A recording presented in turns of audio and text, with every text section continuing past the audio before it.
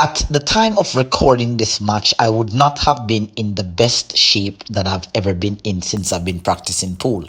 In fact, I was about 6 weeks off the active competitive pool scene, but it still did not prevent me from putting in this worthy performance for you here today.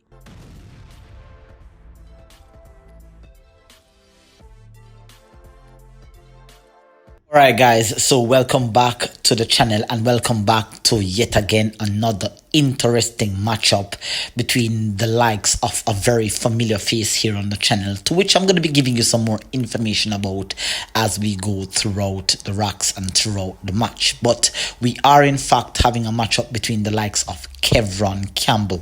If this is the first time here on the channel, ladies and gentlemen, boys and girls, fans, pool supporters, do not forget to hit that subscribe button below, leave some positive comments and questions, leave a like on the video if you're getting some value and if you have enjoyed the match, and of course do not forget to turn on your post notification bell to be notified whenever it is that I post on a weekly or daily basis here. So kickstarting this match here with the lag, and of course the lag, as important as any other shot in the game, it is usually the deciphering factor. It is always the subtle difference between a player winning a rack and winning a match. How many times have you seen matches gone hill, and it is in fact the person who wins the lag that usually comes out the victor? How many times have we seen that percentage?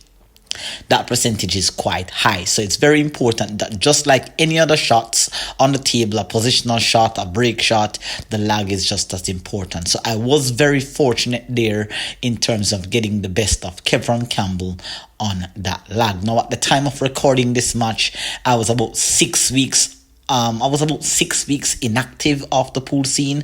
Our environment, our pool hall as we call it here in Jamaica, was going under refurbishment.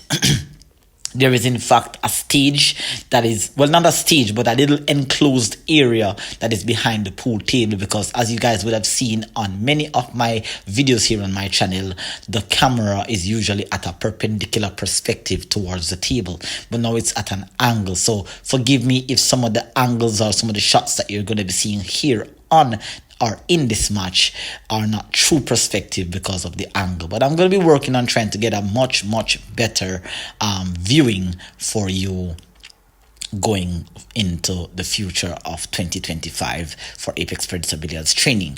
Now, like I said, guys, the matchup here is between myself and Kevron Campbell.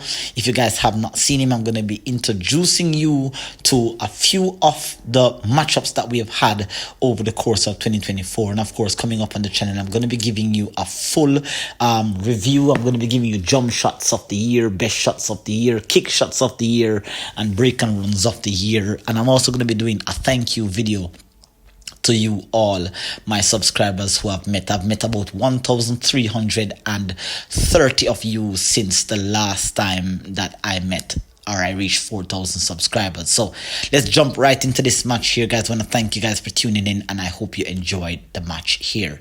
Now, starting off there with the break, let's have a look at that replay there. This is a particular part of the game that for some reason I know I need to work on, but I've honestly never really put a lot of thought into really breaking. I feel like I have a very lazy break. Usually I tend to just hit the rack as hard as I can. I have watched a lot of Dr. Dave Billiards videos about breaking 8-ball, and I've really found it interesting from the point to which I break there. Usually you're going to find that a lot of players have different types of breaks. Some breaks from the side, some break from where I was breaking from, which is about a ball or a ball and a half away from the foot spot.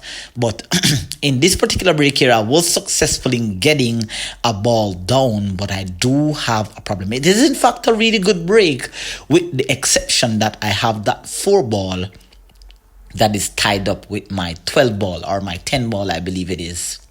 No, in fact, it is the 12-ball that is tied up with. So surveying the table a little bit here, if I didn't have that problem on the 12-ball, it would have been easy. So already here, I just want to solve this problem, and it's not completely wired because of course you'll see here that is a little bit offset, but it's just enough that it can trickle itself down into the pocket. But on that positional shot there, as you can see, I've left myself with more problems than I actually had.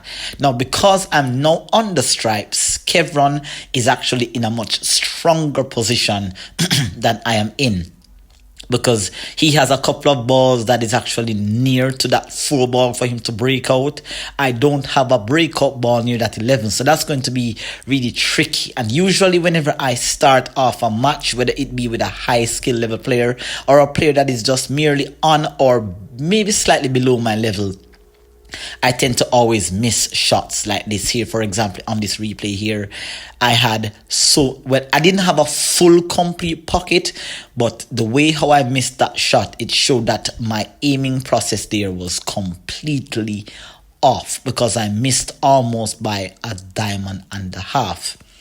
Now, my table here, and before I get into the table condition here, here's a flashback of Kevron's Campbell best performances here on the channel. If you guys would like to check that out, we have had many battles. We think alike, we practice alike, we are from the same area, but Kevron and I have had many interesting matches that some of you guys may have missed out on, and as you can see, I'm showing you here on the screen here. Check them out. I will leave a link pinned to the playlist where you can check out some of the most interesting matches between myself here and Kevron Campbell, a player that I truly respect. I respect his, I've grown a lot of respect for his game over the past year. He does have a lot of similar traits that I have as it relates to approaching the game. He's a very process-oriented player. He's a player that literally dedicates himself towards understanding the principles and the mechanics of the game. And as you will see here, he's one of those type of players that is very consistent in everything that he does. He's not one of those type of players that you will find that shoots by feel. He's a very mechanical, very methodical type of player. As you notice here on screen, before he plays a shot, he is literally going to be analyzing his positional routes. In fact, I have to tell you that this young man has come a far way in his game, because I can tell you he has been criticized a lot for his slow pace around the table. He has also been criticized for the inability that he had when it comes to shots like what he's about to do here. Usually Kevron is not the type of player that goes for a breakout. He's just usually like a potter. There he tried to actually play the 2 and to go into the 4 to develop.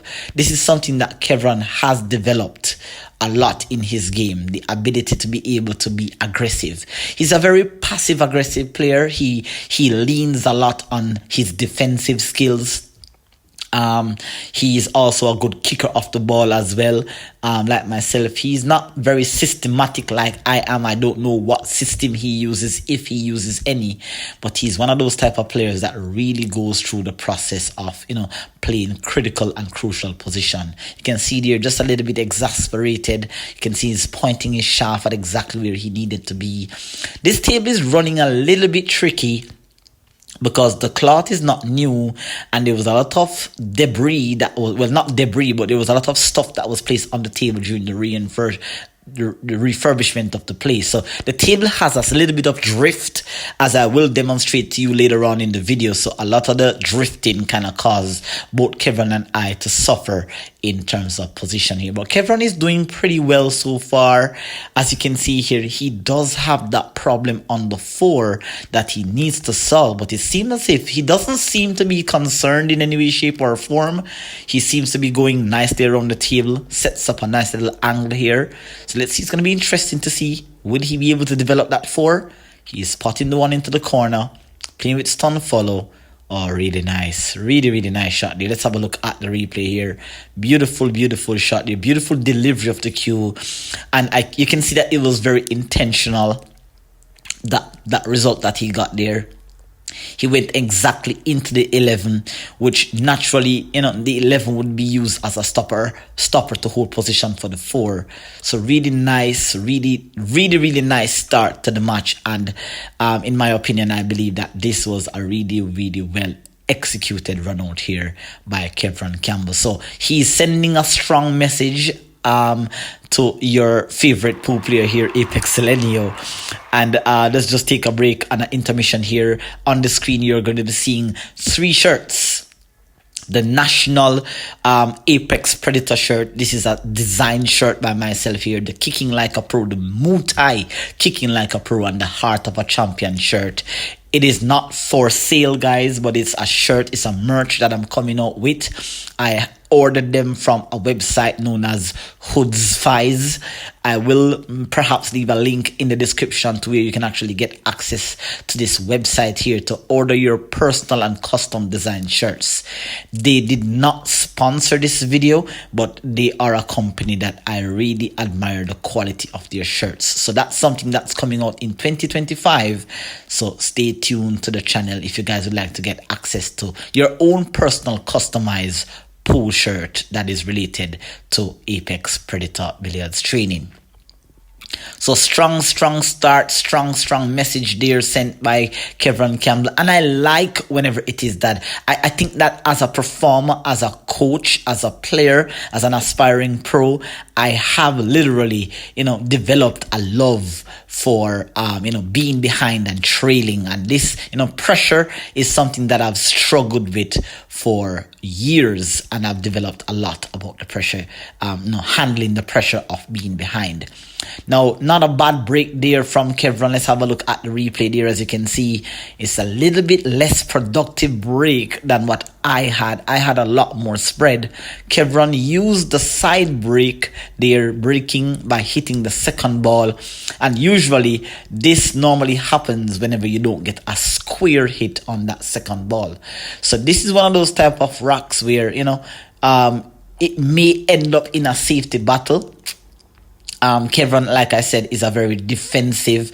I think he leans a lot. I think it's more like maybe 60-40, where his defensive game is 60% and his offensive game is 40. He usually runs out pretty good whenever the table is open, but he does make that odd mistake, which you're going to be seeing here, that could, well, actually, a couple mistakes that were made by both players, but more so by Kevron, where a lot of mistakes were made that literally put him into the spot where I could have eliminated him from this tournament. But let's see how the end of this match goes here.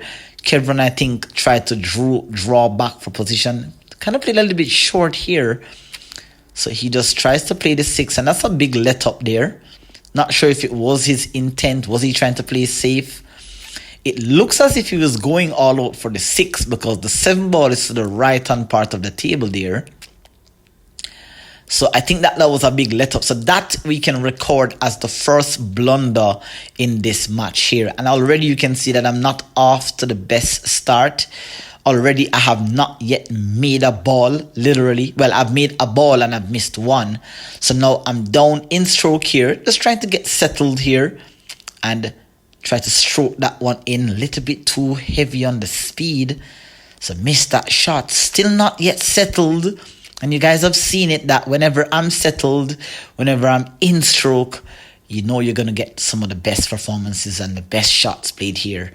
So, just want to give it a little bit time. The last competitive match that I had was with, the last competitive match from my era was with the likes of Raymar Jarrett, aka Bud. I also had a matchup between myself and Stephen McKinley a few months ago in the Kaleido Cup Jamaica qualifiers.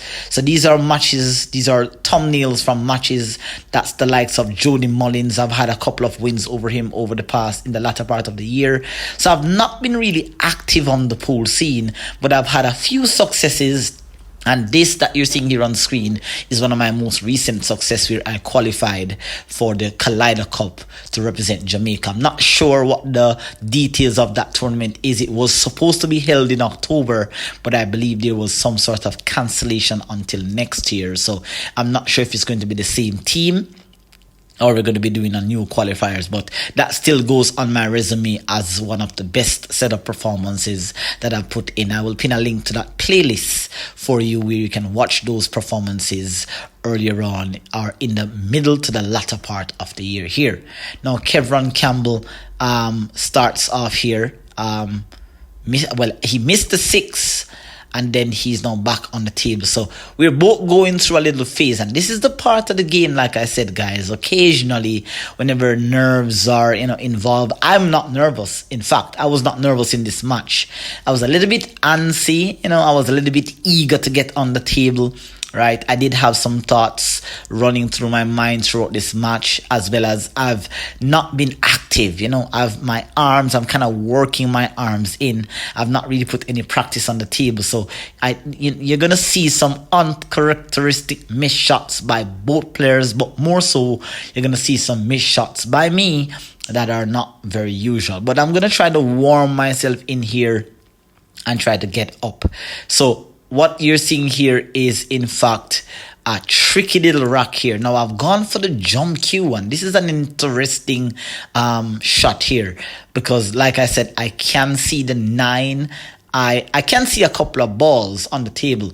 But one of the things that I've worked on over the past couple of years is that I've worked on trying to be aggressive, and jump shots are shots that I've really, for some reason, my jump shots have really improved. As you can see there, I barely missed that shot there. And if you guys would like to see some of my behind the scenes, you can go ahead and check out my TikTok page, as you see running there on the screen. I will leave a link to my TikTok page. If you guys would like to see me behind the scenes playing some exceptional shots that weren't caught in the match or on camera, I have some crazy shots there. I have a video that went 1,800 views, 5,800 views, 6,043 views on TikTok. So, you can definitely check those out, guys. My jump shots have really gone through the roof. So I wasn't really afraid in going after that shot. Maybe it wasn't the right shot. Maybe I could have done something different. Maybe I could have played a safe, but I was very confident in terms of trying to get that ball down because, like I said, I'm kind of in a little bit of a better position than Kevron. He has that 2 ball that is tucked up behind the 13 and the 10 right here. And so, of course, he's gonna have to put some work in. Now, he's looking at a very, and this is unlike Kevron. At least this is unlike the Kevron that I have known over the past year, which is what I have analyzed about his game. He has become a little bit more aggressive, and that was a really difficult combination because he had to back cut that 5 into the contact spot of the 7. So if he had made that shot, that would have been a really good one. Usually Kevron is the type of player that if there is no real easy route to run the rock out, he is going to try to come up with a safety. But Kevron did went on the offense there, and I can't say that I blamed him. Maybe I would have gone for the same thing here, but he missed out on that opportunity here, and now I'm left in a tricky position. Now, do you think I can run this rack, guys? This rack would have been exceptional except for something that happened later on in my run here. Now, I potted the 10 ball there. Was that the 10 ball, or I potted the 12? Have a look at that replay, guys. Do you notice how the table is drifting? Look at where the cue ball ended up. It literally had a slight swerve there on the table. So I feel like also that was one of the reasons why I wasn't too comfortable. The table was drifting a little bit because of we weren't using it, and I believe that the table wasn't covered properly. So we ended up playing on a table that literally had some, dirt, some little spots on the table that caused the cue ball to have various reactions. But like I said, you're just going to be putting in the work regardless here. All right. Now, I'm in a really tricky position here, and this was a beautiful shot. This actually put a smile on a couple of the players' face. You will see that a couple of players actually tap the table here. Have a look at the shot that you're going to be seeing here. I have the 14. The 13 ball cannot pass. Neither can the 10. And the 15 ball doesn't really have much pocket. But look at this beautiful shot that you're going to be seeing me executing here. I'm going to be loading up this shot here with some inside spin. Look at that. Look at that. What a beautiful shot there. Let's have a look at the replay there. Inside spin Watch that cue ball literally comes into a ball in hand position. And with that inside spin coming off the parallel rail, then you will find that it checks. And notice how it just holds up nicely into that position. That was a beautiful, beautiful positional shot there. Now, I didn't land too perfectly, right? I couldn't have asked for anything more, literally. Literally, I could not have asked for anything more. That was a beautiful shot. You can see Leron there in the pink shorts with a smile on his face, and they're having a conversation. And I think that they're actually in disbelief. Those are some of the young, talented players that, emulate the style of play that I have. But I definitely kind of let up. And this happens to me on a couple of occasions whenever I'm playing with strong players as well. I tend to always not being able to, kind of know when to tap out. I really, after that shot, knowing that I didn't land too perfectly on the 13, I maybe should have played a safe, and that's where I feel like I got let down here. Now, Kevron is now back on the table. The 13 ball is tucked up behind the 7 and the 4. So Kevron, I think, is in a good position because the 7 can be used as a breakout for the 4 and to develop the 8. He has a combination which he's going for now on the 6. So that's the 1-6 combo. Bringing the cue ball down. One ball comes out nicely to leave him with a pretty nice shot to navigate. Now, notice how Kevron goes about his business here. He walks around the table. He looks at his positional zones. This is something that a lot of the players tend to do. They don't tend to do this a lot. And I will show you a few matches. You saw the likes of Daniel King, which is also a young, talented player that is coming up as well. He also does that approach where he walks and it looks, these are young players who literally have no experience in the competitive field, but they watch a lot of pool and they watch a lot of my videos here on my channel. So Kevron Campbell is a very experienced, underground player. He's not big on the competitive scene in Jamaica. He doesn't travel a lot. He plays more indoor tournaments and he practices a lot. Once he gets the time to get on the table, you're always going to find him practicing by himself here. Now, he did play a position, and I'm not sure why he didn't go forward and under the 3 as opposed to going behind the 3. I'm not sure. Maybe this was his intended position that he needed. But he's going to put a 7, and it looks as if he's going to break out the 4. Oh, that's a really nice shot there by Kevron. Really nice shot there. This is his second attempt. Well, not his second attempt. Actually, he tried to break out the 4 in rack number 1. Missed it. And was still able to come back and break out the 4 to run that rack. Now, Kevron here breaks out that nice little cluster there. So all he has to do now is to try to get position on the 4. Now, it would have been ideal had the 4 ball been the shot that he has to play now. And if you look carefully here, look at Kevron's back arm there. Very, very loose, very fundamentally sounded player. Really like his approach towards the game. Very methodical, very nice and smooth stroke. But Kevron missed that shot. And you can see, Hanat the Kimbo, he's in disbelief. He landed pretty good on the 4. So that's really good. But he missed that shot. And I can tell you, you don't need 10 missed shots when you're playing with the likes of ApexElgenio. Once you get the chance to capitalize, I can assure you, if you don't, you will most likely be punished here. Now, I'm a little bit calmer now, Kevron has given me a chance, a very unexpected chance here at the table. After that breakout, I expected him to run out. I didn't expect him to miss the 3 ball, but he's given me a shot here. And I'm just going to be rolling the 15 into the side, going down table, coming back up. Really nice. I already had a look at the 10 to see if it passes. You see me going around here, looking again. Perfectly done. Landing nicely. So notice that I'm just going to be walking around, looking at where I need to be. Don't want to come short. Don't want to have to play too much of a tricky position here. So just going to be focusing. 10 ball passes cleanly. So a little bit of a stun draw here. Really nice. Kind of let up on the stroke. You can see that I'm walking around the table, moving my back arm there. I did not stroke that one cleanly at all, but it's just enough. It drew back just enough to give me a shot here on the 13. I'm just going to be coming top side, the side pocket here. Maybe a hair of inside spin, maybe. Or just a natural cue ball. A natural cue ball should get the job done. And landing perfectly here on the 8. So, Kevron missing an uncharacteristic shot there on the 3.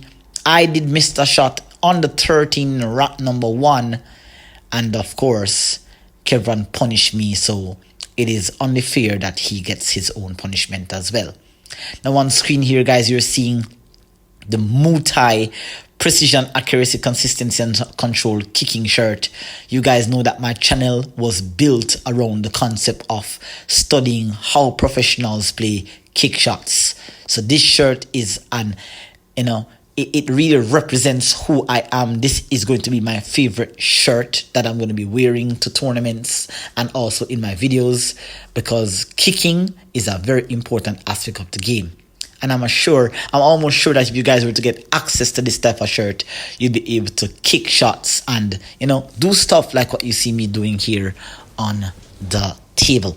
All right. So check out my kicking videos, guys. You're going to be able to do calculation kick shots like the sit banner 3 cushion 1 cushion billiard kicking system, the greatest 2-reel kicking system. You can check those videos out. The pro secret to kicking as well. So that shirt will allow you to kick shots like yours truly here, ApexElgenio. As you guys have seen, I've played countless amount of ridiculous kick shots here in matches and also in practice, so you can check out those lessons as well.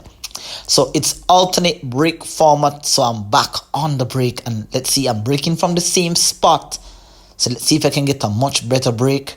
Oh, that was a poor break off there. Literally the balls are chopped up in the cluster, and you can see a lot of force. Didn't hit that head ball square. Too much power.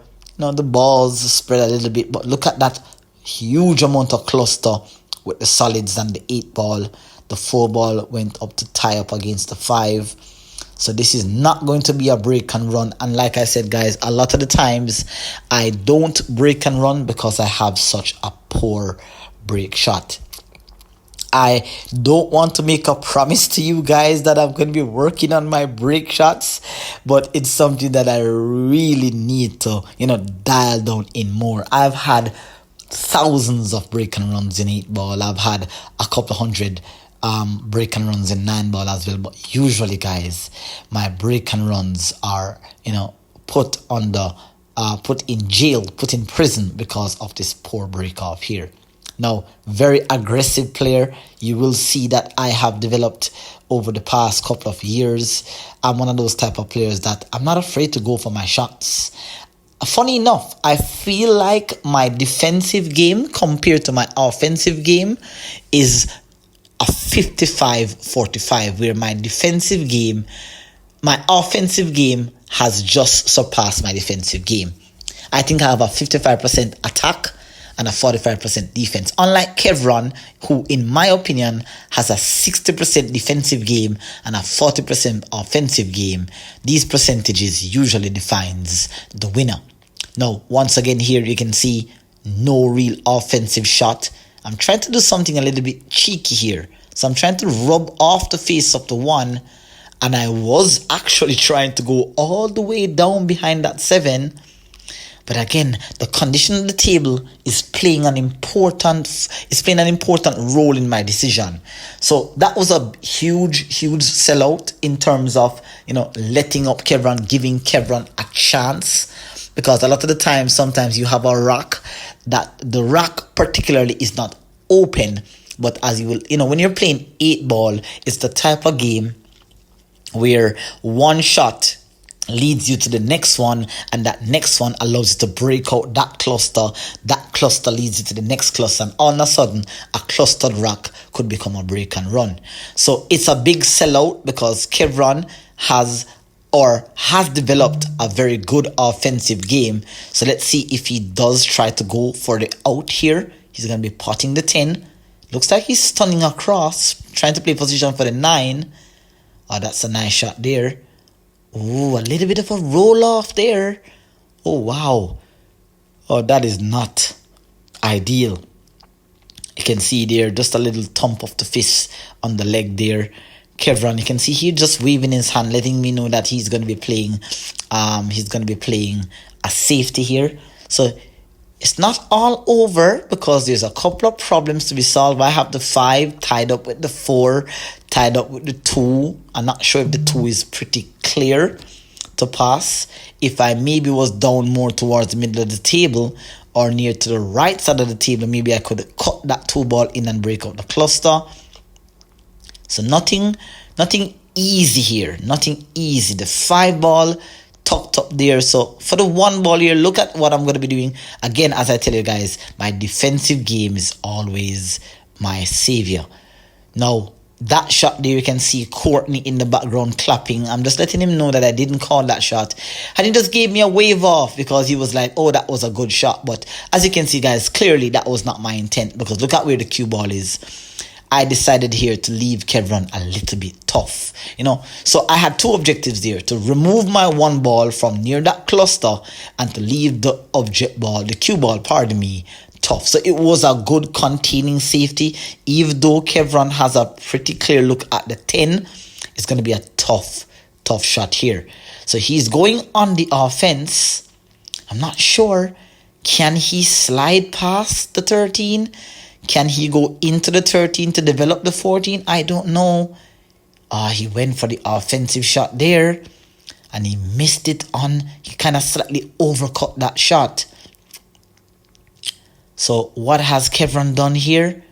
Oh no, he looks very disappointed there. He's pointing at something on the table. I'm not sure what he's pointing at. Not sure what he was telling himself. But he is left a little bit tricky. No, he literally sold out. I think the game is sold out here. Okay, let's have a look. I'm having a look at the 5. So the 5 seems to pass. Some pot in the 4, coming over for the 5. All right, that's nice. 7 ball and 3 ball is out. Okay, so it can pass. Let's have a look here. Cutting the 5 in, really nice. For those of you guys who think that may have been a foul, let's have a look at the replay here. Let's have a look. Boom. You can see I've already made contact with the 5. Then it hits the 14. So just in case you guys thought that that may have been a foul, because with the naked eye, that was a little fast.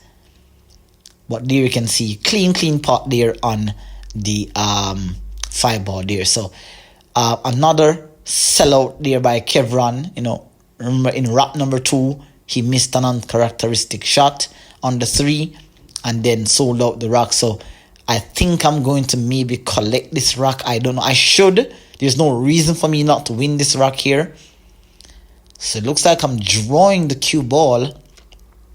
And this also is another let up in my game as well. I've been picking out these pointers. Let's have a look at the replay here. Nice attempted draw. At first, I thought that the table did me bad. But upon editing and looking back at the match, I realized that my draw shot there, I didn't extend my cue through the spot. So what happened there is that I got enough draw for my follow through. So I was really disappointed in how I ended up here on the 3. It's still okay. I should be able to pot the 3. But I really wanted it to be a little bit easier to land on the 8. So there was no reason for me to not win this rack. And as you can see, I tried to bump into the 15.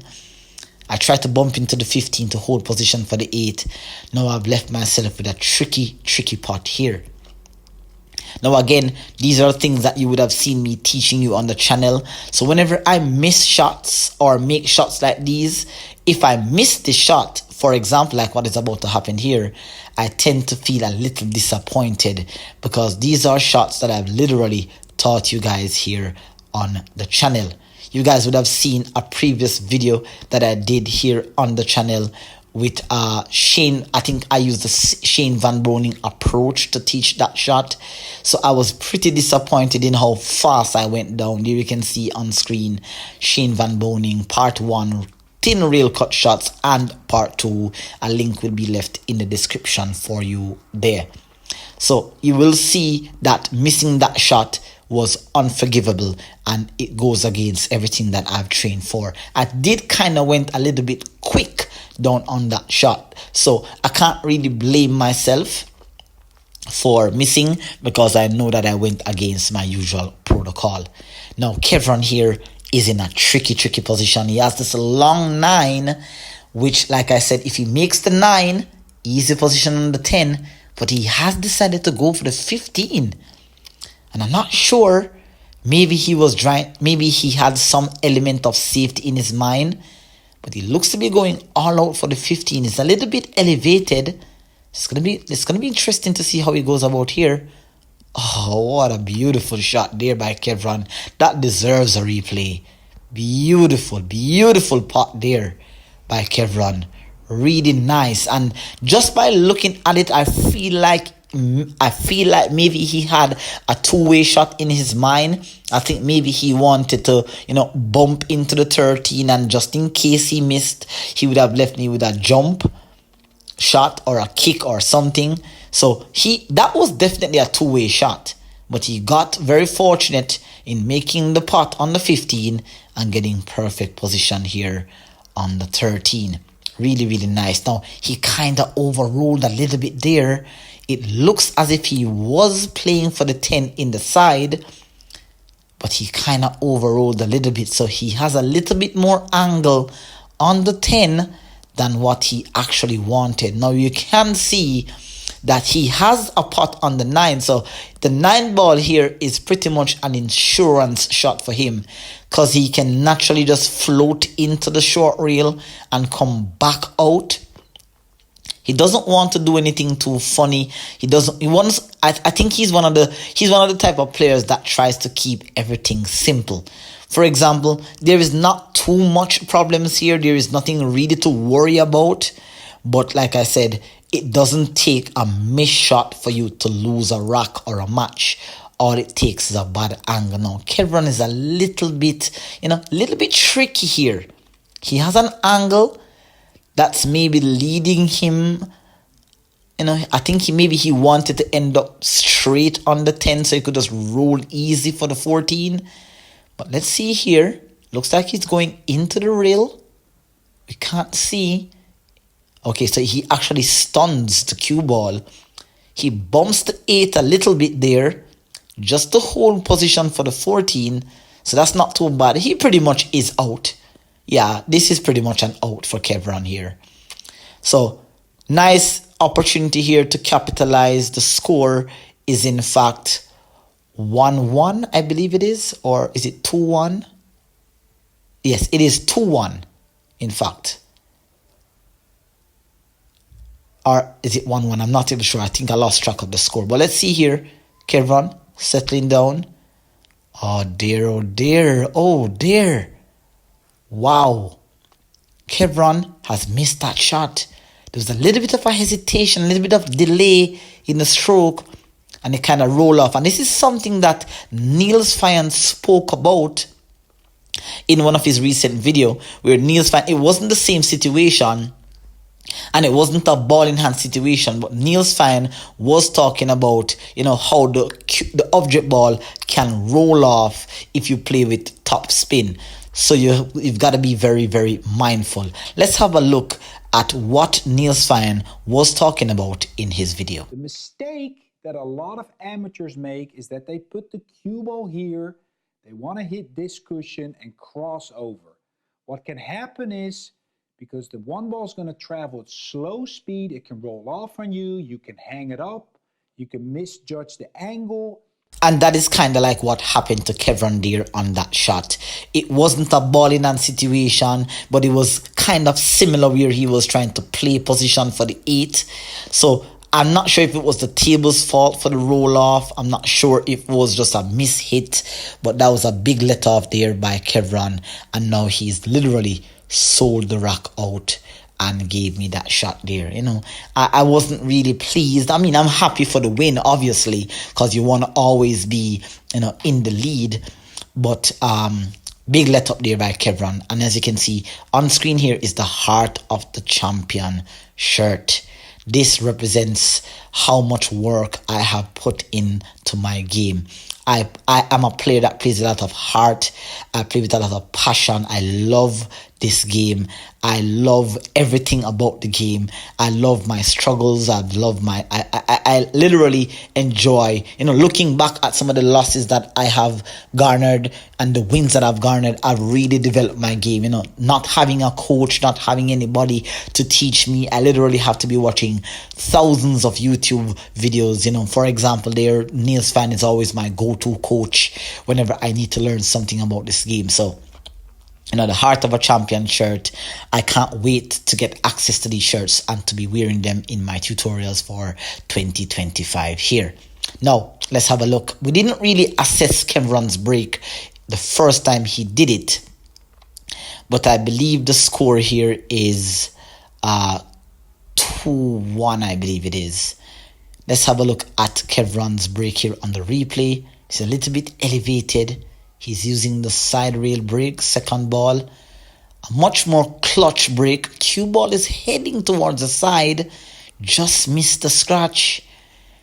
He gets a lot better spread than what he got in rack 1. And did he get a ball down? I don't think he did. No, he did not, because I'm approaching the table. So now the score is actually 2-1. Yes, the score is actually 2-1, because I did remember that this is in fact a race to 3. That was the tournament race here. So Kevron left me with that opening shot here. My opportunity to really run this rock. Playing the 10. I tend to get, like I said, a little bit fancy at times. Sometimes I tend to do things that are absolutely not necessary. I feel like maybe that was or wasn't necessary. I tried to play with a little bit inside spin to come under the 15 there, but kind of left myself a little bit tricky. Now, I still can make the 15, but it's making the position on these balls a little bit more difficult. So you can see I'm pointing my shaft. And again, this is something that Niels Fan spoke about as well, where you're under the ball. These shots are shots that sometimes, if you're not very aware of them, you can undercut them and bank the ball. So I was very mindful of that. I did get a friendly little bump there on the 6. All right, get a friendly little bump there on the 6, but I'm still not back in form. I have a really nice position. The 10 ball has a pocket, but I would have to clear the 13. I can play a combo from the 10 to the 13, but I don't want to play a combo. I kind of just want to pop the balls on the table easy. So I've decided to go for yet again another steep blind back cut here. I have to make this one really smooth. So if I can just stun in between the 8 and the 14 here, that would be nice. Or actually catch the 14. Let's have a look at the replay here. Nice smooth stroke. No head movement, no body movement. Or there was a little bit of a body movement. See, I'm pulling back that shaft there. So that usually happens whenever I'm not completely certain about my position. But I think I'm pretty good here. I landed pretty nicely. Remember, 8 ball is not like 9 ball or 10 ball where you can say that this has to be the way to play. Usually, whenever I'm running an 8 ball rack that is clustered or have a few problems, I usually think 2 or 3 balls ahead and I try to solve my problems as early as I can. So like I said, guys, in order for me to make that 10, I would have had to clear that 13. But the shot that I played prior allowed me to land perfectly here on the 10, and now I'm in prime position here. Now a little bit of a tricky positional play here, because I have a thin cut here on the 13. I can't hold the 9 ball passes to this top left pocket, this bottom left pocket here, but I have to clear the pocket for the 9, so I have to shoot the 13. I don't have a look. I'm looking to see if maybe Okay, so I'm looking to play straight down. So I'm going to have to go across the table twice. You can see I pointed my shaft there. So I'm going to be cutting the 13. I'm going to be going 1 rail, 2 rail, and coming back over. Right speed should land me perfectly here on the 14 for either the side or straight down. Looks like I'm okay. Already I know that the 14 passes straight down. I can see that I actually wanted the cue ball to stop a bit earlier, because now I can't play it in the side. I know the angle is easily misconstrued here, but the angle that I have on the 14 is going to lead me behind the 5 and the 2. So I'm going to have to go for straight down. So it's going to be a very delicate, tricky, finesse shot. Rolling it down. Let's see here. Trying to hold position. Not bad. Oh, really nice. Really, really, really nice. And what a way it would be to end this match. What a way it would be. And I literally don't know what happened here. I was so mind blown. I was so mind blown at the point when I played the shot and I actually missed the shot, which is unforgivable. I could not believe. Let's have a look at the replay here. Overcut the shot, and there may have been a hint of inside spin. I should have won that match. It is 2-1. There's no reason for you, Apex, to literally not win this match. It should have been a 3-1 victor for me here. Wow. Shocking. It doesn't happen very often, but I know occasionally there are some moments where I miss some critical shots. And these are things that I really want to get out of my game. But not even to say get out. I want to stay very mindful about these types of shots as well. Because when you're playing with a stronger player than Kevron, you are going to be punished. There you can see Kevron tried to develop that one. He was a little bit quicker in terms of his decision on that shot. But definitely he's left himself with some problems here. The attempt to break out that one was unsuccessful. And so now you can see here that Kevron has a lot of problems to solve here. Not sure how he's going to get that one. I'm not even sure if the one passes. Maybe it passes, maybe it doesn't. He doesn't seem to be very concerned. So maybe that trickle of nudge there on the one maybe is just enough for the one to pass. And again, I'm not sure if he tried to play for this 4 in the side, or was he playing to draw back for the 6? I'm not so certain. But this is the fun part of 8 ball. And this is what makes 8 ball, in my opinion, a little bit easier than 9 ball, because there's always options. Because Kevron, I definitely know that he overdrew that cue ball. Now he has to just settle for what he gets here. So he's eyeing up the 4 into the side. Tricky shot. It's going into an acute pocket here. It's a tricky shot, not a hard one, but a tricky one here. Can't touch that 5. Sorry, can't touch that 3 ball. Ooh, just clipping the nipple there and leaving me with one of my favorite shots in pool, the jump shot. Now, I could swerve. At first, you can see there, I thought about swerving. Swerve shots are not my favorite. I will always shy away from playing swerve shots. I may be telling you guys some of my weaknesses, but it is what it is. I'm not a big fan of massé. I feel like I just never understood the concept of massé. I never understood how much. I know Dr. Dave has a lot of videos out talking about how to swerve and to effectively swerve the cue ball. I'll make a couple of swerve shots here, half massé. But once it comes to making these kind of swerves where the cue ball, the distance between the cue ball and the object ball is far apart, I tend to always then go for the jump. Now, I was very, very disappointed in that attempt on that jump shot, because I've played much more difficult jump shots like this, and I missed that. I actually jumped the cue ball into the rail because I hit it around the second diamond. I should not have missed that shot. I should not have missed that shot. Considering some of the jump shots that you guys are going to see me execute on my TikTok page and on my Instagram page, I should not have missed that shot. I was thoroughly disappointed in that execution there. And of course, Kevron is not going to fail to punish me. He should punish me here. This is his chance here. Right? You can't get a better chance than this. So far, I can't say that this match has been exceptional. Kevron ran a beautiful first rock. I got a couple of opportunities there by Kevron to now give me the lead, to have 2-1. But it's crazy how it is that a game can turn so quickly. I got my chance. The 9 ball was an easy shot to roll. I just tried to be a little bit too cheeky, which is why a lot of the times, remember that shot I missed early on the 9 to get back for the 8? I was trying to play short side position. That was not the correct play. I really should have just cut the 9 ball and just allow the cue ball to float over to the right side of the table, which, pretty much gives Kevron the chance here to run out. A little bit of a stun or stop shot here. All right, so he stuns it a little bit, holds perfect position here for the 1. Everything seems to be easy here. He's looking at the 5. Maybe there's a slight little angle that he doesn't like. If it's straight, then it would just be an easy stop shot for the 1.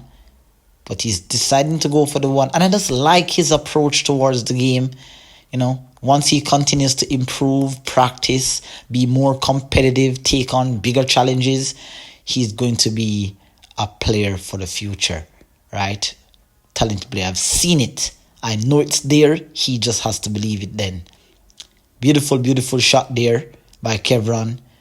Again, would have loved for this shot to be a little bit straight. So Kevron here, you can see, he has an angle. So usually a pool player wants stop shot, follow shot, maybe slight draw shot. You don't want to have to move the cue ball too much. But Kevron doesn't have a choice because the natural angle of the cue ball is heading down table. Now, I'm not sure if I would have played a stun shot to come off the short rail. Kevron decided differently. Kevron went 2 cushions and went towards position for the 8. Tricky shot there. Risky one at that, because maybe the table could have rolled off and sent the cue ball into the side. He could have overrolled the shot as well. But he has landed dead perfect here on the 8. And to beautifully capitalize on a chance that he shouldn't have gotten. And he's now leveled up at 2 rocks apiece. Alright, and there we have it, guys. This is the national shirt. Well, I won't say it's the national shirt, but it's a shirt that I found online that has the national bird of Jamaica, the Dr. Bird. And I've imprinted my logo, the Apex Predator Billiards Training logo, into the shirt. Again, coming out for 2025. All of you guys who are big fans of ApexElgenio, you guys can check and wait for the release of that shirt. It's not a merch, guys, so I'm not selling any shirts, but I will be happy enough to see some of you guys wherever you are. I will leave a link to the website and I will send you my logo for you to put it in the shirt if you're a big fan of ApexElgenio, Apex Predator Billiards Training. All right, so if you guys would like to get access to that, feel free to DM me on Instagram or DM me in any one of my socials, TikTok, Instagram, Facebook, or just leave your email in the comment section and you guys can get access to that shirt. All right, so tough rock there that I lost, a rock that literally was in my hands. But let's see here, much more powerful break there. Again, still feeling like I'm hitting the ball with a lot of power. See, I'm not following through. Cue ball is heading towards the side, getting kicked, getting spread, but still a lot of problems. I have the 1 ball that's tied up with the 10. I have the 6 ball that's a little bit tricky, hanging on the top edge of the corner pocket. That's also tied up with the 13. So everything is not laid out easier. The stripes looks good in terms of the fact that I could use the 12 ball to break out the 10 later on in the rock.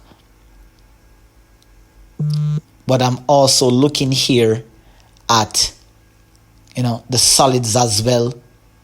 And the solid is going to be tricky because I don't have a breakout ball for the 1. The 8 ball is also tied up with the 10.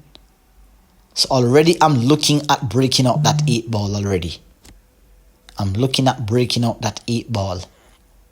And that's one of the things that I've worked on for the past couple of years. In fact, I've learned this a long time ago, that you need to solve problems early.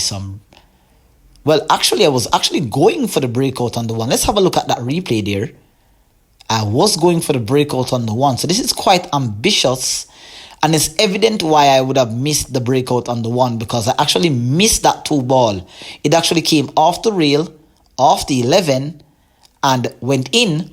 So because I hit the object ball thicker, the cue ball went wider. So I definitely missed that shot there, right? But Kevron still has some problems. Considering that I'm now on the solids, Kevron still has some problems here. Now, here is where I thought, it crossed my mind that I need to kind of nudge out the 1. And I went against it. And you're going to see that it's something that I actually did later on. I really thought that the correct shot here, I believe, just looking back at this, would have been to knock out that 1, because Kevron has a really awkward combination. Now, I was a little bit scared about the fact that he may have gotten an angle on that. Believe that is at the 10 ball, I believe. That ball that is down to that half of the table. I was very concerned about Kevron having a shot to break out that cluster. So I wanted the 1 ball to stay there, so that in the event that he tries to break out, it will still leave the cluster a little bit tricky. So that's why I didn't move that 1. I was thinking maybe about going aggressive, but then I just decided to just play a safe here, just leaving it tricky. Now, as you can see, that the 7 ball is not fully blocking the 11. I wanted to close off one of the pockets. So I kind of left Kevron a little bit tricky. No easy shots here. Kevron is going to try. So look at what Kevron is doing here. Kevron is doing the very same thing that I should have done on the 1. Right? I think he's trying to maybe move that 13 ball away from that cluster, because he doesn't have a breakout for that 13. So let's see what he's going to be doing here. Not sure what he did. Did he tie up the 13 more? Or was he trying to lock up the cue ball behind the 13? I think that's maybe what he was trying to do. But he's left me with the perfect angle here, so I can cut the 7 and go into the 8. Oh, beautiful shot. Nice shot there. Really nice shot there. So I'm still remaining aggressive. This is something that the pros, a lot of pro players will tell you, that you have to try to be on the offense. Defense doesn't win you games. You have to be a very offensive player here to win. And now you can see that I'm back in a similar position that I had here on the 1. Now the 5 ball, I'm not sure. You can see I'm looking to see if it maybe can break out the 6. But if I do break out the 6 now, I still have a problem on the 1. So let's see. Obviously here the shot is going to have to be to develop that 1 from early. I'm calling the bank. And I'm actually calling the bank. I know that it's not going to be... I know in my mind that I can't really make the bank. I'm looking at going after the bank, obviously. But I don't want to disturb the cluster too much.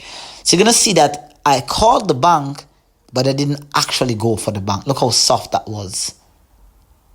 I think I may have sold out the game. But Kevron is still in a tricky little position here on the 13. The 13 ball is still tied up. So that is my insurance. I have my 5 ball and my 6 ball that's blocking the 13. Kevron would literally have to get a really good shot on one of his ball to get the perfect angle to break out the 13. So I still have a chance. All the players on the side, Tony, Jason, Dre, Kimoni, they're all watching. They're all rooting for Kevron. I don't think they're really rooting against me, but they know that, a win for Kevron here would literally put me on the one loss side, which would make it easier for them to transition, because a lot of the players here in my area, they see me as a pro player. And I consider myself to be a pro player as well. So they're trying to, they're rooting for me to be eliminated or to be put on the one loss side here. But Kevron doesn't seem to be worried about that 13, or is he? And this is the part of the game where I feel like Kevron tends to fall a little bit short. And this is just very opinionated. This is just based on my observation. He tends to always, shoots the ball into the pocket. And as he goes throughout the rack, he tends to, try to look for the easiest route. He's not one of those aggressive type of players that will, set up an angle. He's looking. He knows the 13 ball is a problem. But what I did observe, what he then eventually observed, he's looking at the 11. And he knows that if he shoots any other ball on the table, it's going to be problematic for him to get the 13. So he's decided to go all out aggressive here. So he's going to be cutting the 11. And the thinness of this cut should direct the cue ball into that cluster. So Kevron is on the offensive here. Let's have a look. Let's see. A little bit delayed in his stroke. Oh no, he hit that one poorly. Let's have a look at the replay here. He actually missed the shot from about a diamond and a half. And Charivari spoke about, hitting the object ball hard and accounting for deflection. So Kevron, I think his focus was mainly on the breakout, and he forgot that he subconsciously forgot that the putt needed to be made. He didn't cause much damage to himself here. He didn't cause much damage to himself. Oh no, he pretty much, this is another opportunity here. Another opportunity here. And I kind of let up a little bit there again. The table, the 6 ball passes easily. The 6 ball passes easily. I really should have, oh wow. I made the 6 obviously, but look at the angle that I left myself with here.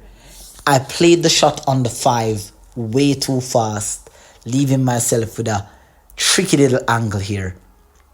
Because now the angle that I played that 6 on, I couldn't do much. I maybe should have, I couldn't have, I'm not sure. But I literally let up here. Literally let up. Now I can make the one, it's pretty easy, but have a look here. I go into the 10, and with the spin carried me too much up table, destroying my positional route. Wow. And as I told you at the beginning of the rack, guys, I literally sold the rack out about 3 times. Sold the match out about 3 times. Not one of my best performances, but I learned a lot from this match. And you would be surprised, how do you miss a bank shot like this when you are the bank and kick specialist? I consider myself to be a really good banker because I'm a very systematic banker.